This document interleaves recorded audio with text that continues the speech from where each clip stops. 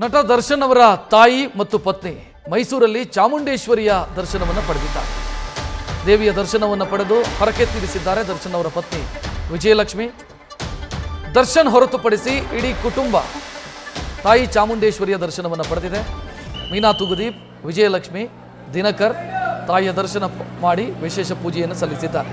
ಇನ್ನು ದರ್ಶನ್ ತಮ್ಮ ತೋಟದ ಮನೆಯಲ್ಲಿ ವಿಶ್ರಾಂತಿಯನ್ನು ಪಡೀತಾರೆ.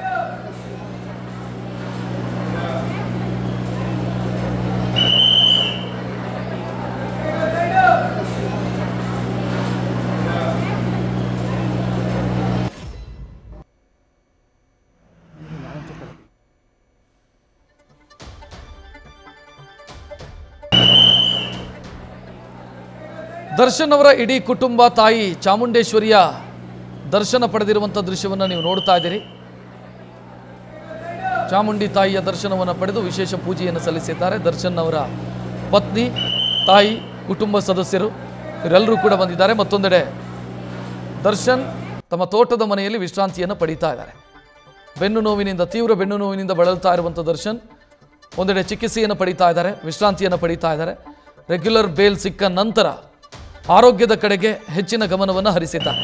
ಈ ಮಧ್ಯೆ ಅವರ ಕುಟುಂಬ ಸದಸ್ಯರು ತಾಯಿ ಚಾಮುಂಡೇಶ್ವರಿಯನ್ನ ದರ್ಶನ ಪಡೆದು ಹರಕೆ ಏನಿತ್ತು ಅದನ್ನು ತೀರಿಸಿದ್ದಾರೆ ಎನ್ನುವಂಥ ಮಾಹಿತಿ ಇದೆ. ನ್ಯೂಸ್ ಫಸ್ಟ್ ನಿರ್ಭೀತಿಯಿಂದ ನಿಮ್ಮ ಪರವಾಗಿ.